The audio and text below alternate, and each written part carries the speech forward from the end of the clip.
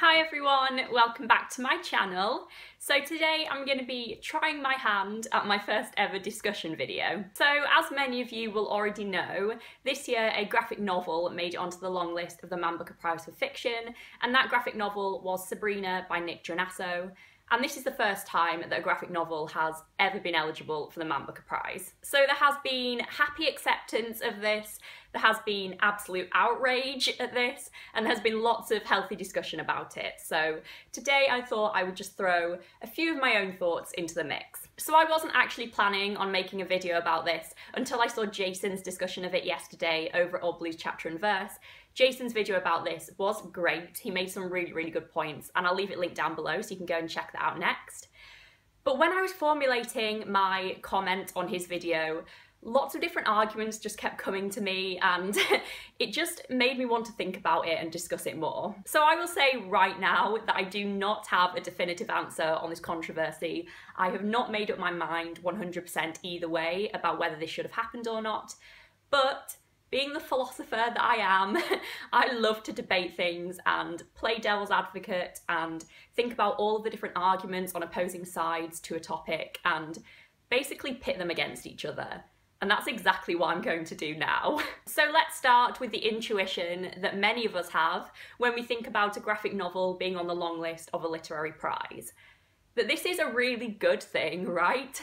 And I mean, it is undeniably, in many ways, even if in not the kind of overall final decision way, a really good thing. Graphic novels are serious literary art forms. The best graphic novels require just as much skill as novels do, and they convey meaning just as well as novels do, and they can make you feel all of the different emotions in the world just as well as novels do. And it is exciting that this is being represented through the fact that there is more diverse content being included on this year's long list, in part because it is representing and keeping up with the current reading climate, in which graphic novels are tremendously popular, but also because of what it says about what makes really great literature today. It seems to reject the snobbery that is sometimes present in the literary world, and I emphasise sometimes, that espouses the idea that literary fiction is the best type of fiction. But graphic novels are not novels. And I don't mean that in a rude or degrading way, I mean it in a literal way. In the same way that novellas are not novels and short story collections are not novels, graphic novels are not novels. And thus, in the same way that novellas and short story collections are not eligible for the Man Booker Prize, that would entail that graphic novels should not be either. And it does say in the Man Booker 2018 guidelines that they are looking for the best novel. So perhaps the Man Booker Prize isn't the place for adapting to the literary times and being more inclusive, because the Man Booker Prize, by definition, isn't the right place for it. The Man Booker Prize is looking for the best novel of the past year, and nothing more. And an argument that furthers this point is that it can be asked, how can a graphic novel even go up against the other novels on the list?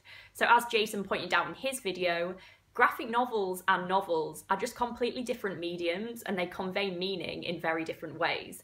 So a novel is 100% language and it conveys its meaning through stringing together sentences, whereas a graphic novel is about 20% language and it conveys a bunch of its meaning through images. To rebut this argument, you could try and apply the same argument to all of the novels on the list. So you could say, well, if you're saying the difference between graphic novels and novels is too big to compare, then the differences between all of the novels on the list are too big to compare because they're all so different, and that's ridiculous, so your argument's ridiculous.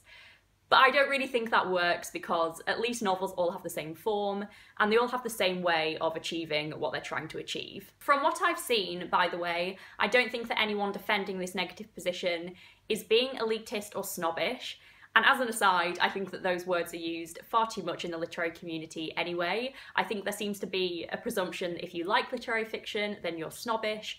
And of course, that isn't true in any way. But the people who are defending this position haven't been acting like that from what I've seen. They haven't been suggesting that graphic novels aren't as important or effective as novels. They've just been saying that the Man Booker Prize is a place for novels. as I've just explained. So ultimately, I think I get torn between two things.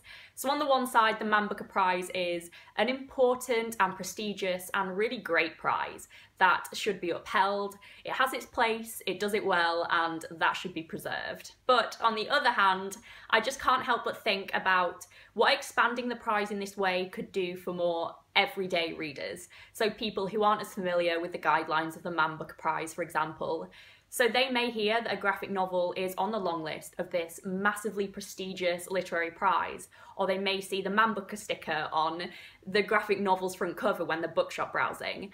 And that is so validating and encouraging people to read all different types of literature is so important. So I can't help but wonder which is more important, upholding the time-honoured traditions of the Man Booker Prize for the sake of who, arguably, or allowing it to change with time and be more inclusive and hopefully encourage more people to read diversely. For the people who do sway towards the latter option, I do think there is something to be said for inclusivity.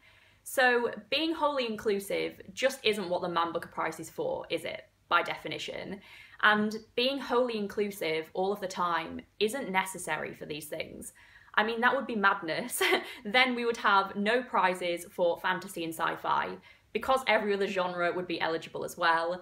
And we wouldn't have the Women's Prize for fiction because men would be eligible as well. So this leads into another argument that I've heard people say, which goes along the lines of, we don't need the Man Booker Prize to include graphic novels. We already have prizes that do that and can do that. And I do think that is a valid argument. But even if another prize can cover the kind of graphic novel side of things, it could be argued that these prizes will not have the same impact that the Man Booker Prize will.